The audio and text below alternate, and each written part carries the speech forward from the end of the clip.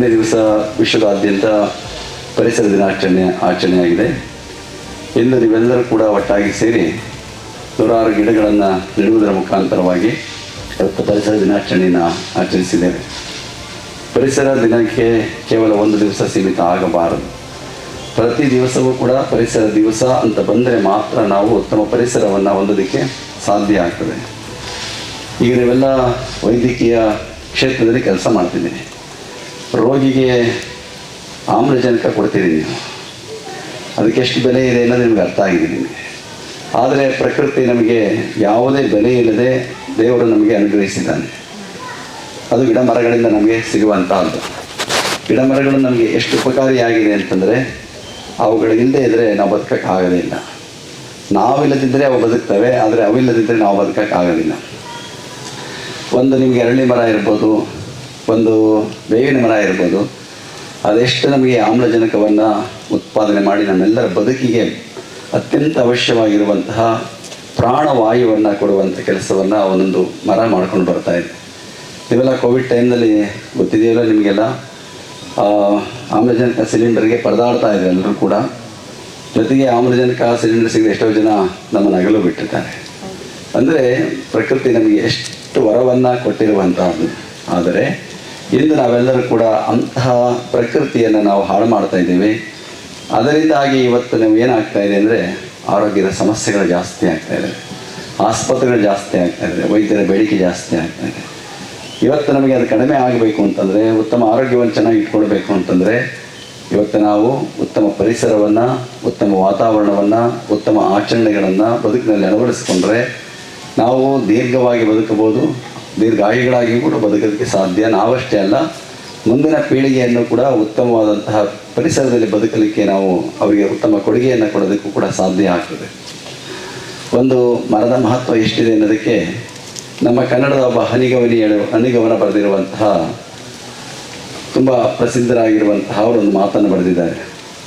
16 ವರ್ಷ ನೆರಳಾಗಿ ನಿಂತ ಮರ 100 ವರ್ಷ ಉಳಿಯಿತು, ತೊಲೆಯಾಗಿ ಉಳಿಯಿತು 100 ವರ್ಷ. 100 ವರ್ಷ ಆಳಿದ ಅರಸ ಹೆಣವಾಗಿ ಉಳಿಯಿಲ್ಲ 3 ದಿವಸ ಅಂತೇಳಿ. ಇವತ್ತು ಮನುಷ್ಯನಿಗೂ ಒಂದು ಮರಕ್ಕಿರುವಂತಹ ವ್ಯತ್ಯಾಸ ಇಷ್ಟೇ. ಮನುಷ್ಯ ನಾವು ಎಷ್ಟೋ ವರ್ಷ ಬದುಕ್ತೇವೆ, ಆದರೆ ಹೋದ ಮೇಲೆ ಯಾರು 3 ವರ್ಷನೂ ನಾವು ಜೀವ ಹೋದ ಮೇಲೆ ಇರೋದಕ್ಕೆ ಸಾಧ್ಯ ಇಲ್ಲ. ಒಂದು ದಿವಸನೇ ಇರೋಕ್ಕಾಗಲ್ಲ. ಒಂದು ದಿವಸ ಆದಮೇಲೆ 2ನೇ ದಿವಸಕ್ಕೆ ತಗೊಂಡು ಹೋಗಿ ಇಟ್ಟಿರ್ತಾರೆ, ಆಗೋದಿಲ್ಲ ಯಾವುದೇ ಆಗಲಿ. ಆದರೆ ಒಂದು ಮರ ನೋಡಿ, ನಾವು ನಿಂತಿರೋ ಮರ ಇದು ಒಣಗೋದ್ರೆ ಅದರಿಂದ ಏನೆಲ್ಲ ಉಪಯೋಗವನ್ನು ಪಟ್ಟುಕೊಳ್ತೀವಿ. ಇವತ್ತು ನೀವು ವಾಸಿಸುವಂತಹ ಮರ, ಬಾಗಿಲುಗಳು ಎಲ್ಲವೂ ಕೂಡ ಮರದಿಂದ ಆಗಿರ್ತದೆ. ಅದು ಜೀವ ಕಳ್ಕೊಂಡ ಮೇಲೂ ಕೂಡ 100 ವರ್ಷ ನಮಗೆ ಉಪಕಾರವಾಗಿ ಬೆಳೀತಾ ಇರ್ತದೆ. ಹಾಗೆ ಇವತ್ತು ಮರಗಿಡಗಳು ನಮಗೆ ಯಾವತ್ತು ಜೀವನದ ಅವಿಭಾಜ್ಯ ಅಂಗ ಆಗಿರುವಂತಹದ್ದು. ನಾವು ಪರಿಸರ ಅಂದರೆ ಕೇವಲ ಮರಗಿಡಗಳಷ್ಟೇ ಅಲ್ಲ. ಈಗ ರವಿಚಂದ್ರ ಅವರು ಹೇಳಿದಾಗೆ ಪ್ರತಿಯೊಂದು ಹಂತದಲ್ಲೂ ಕೂಡ ನಾವು ಜಾಗೃತಿಯನ್ನು ವಹಿಸಬೇಕು. ಇವತ್ತು ಯಾಕೆ ನಾವು ಪರಿಸರ ದಿನಾಚರಣೆ ಮಾಡ್ತಾ ಇದ್ದಾರೆ ಪ್ರಪಂಚದಾದ್ಯಂತ ಅಂದರೆ ಎಲ್ಲರಲ್ಲಿ ಪರಿಸರ ಜಾಗೃತಿಯನ್ನು ಉಂಟು ಮಾಡಬೇಕು ಅನ್ನುವ ಕಾರಣದಿಂದಾಗಿ ವಿಶ್ವಸಂಸ್ಥೆ ಇದನ್ನು ಪ್ರಾರಂಭ ಮಾಡಿರುವಂತಹದ್ದು. ಮಕ್ಕಳಿಂದ ದೊಡ್ಡವರಿಗೆ ಪ್ರತಿಯೊಬ್ಬರು ಕೂಡ ಪರಿಸರ ಜಾಗೃತಿಯನ್ನು ನಾವು ಹೊಂದಬೇಕಾಗಿದೆ. ಇವತ್ತಿನ ದಿವಸಗಳಲ್ಲಿ ನೋಡಿದಾಗ ಯಾರು ಪರಿಸರಕ್ಕೆ ಜಾಸ್ತಿ ಮಾರಕ ಆಗ್ತಾ ಇದ್ದಾರೆ ಅಂದರೆ ಅವಿದ್ಯಾವಂತರಿಗಿಂತ ವಿದ್ಯಾವಂತರೇ ಜಾಸ್ತಿ ಮಾರಕ ಆಗ್ತಾ ಇದ್ದಾರೇನೋ ಅನ್ನುವ ಭಾವನೆ ಎಲ್ಲರಲ್ಲೂ ಬೆಳೀತಾ ಇದೆ.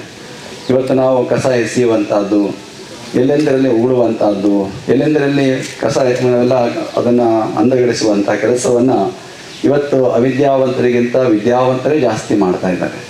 ಇದು ದುರಂತ ಆಗ್ತಾ ಇರುವಂಥದ್ದು. ವಿದ್ಯಾವಂತರ ಸಂಖ್ಯೆ ಜಾಸ್ತಿ ಆದಷ್ಟು ಕೂಡ ಅಂತಹ ಎಲ್ಲವೂ ಕೂಡ ದೂರ ಆಗಬೇಕಾಗಿತ್ತು, ಆದರೆ ಅವುಗಳು ಜಾಸ್ತಿ ಆಗ್ತಾ ಇದೆ.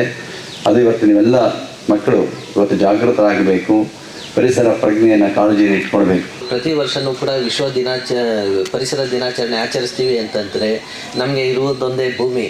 ಸೊ ಆ ಭೂಮಿನ ನಾವು ಮಾಲಿನ್ಯ ಆಗೋ ರೀತಿ ನೋಡ್ಕೋಬೇಕಾಗುತ್ತೆ.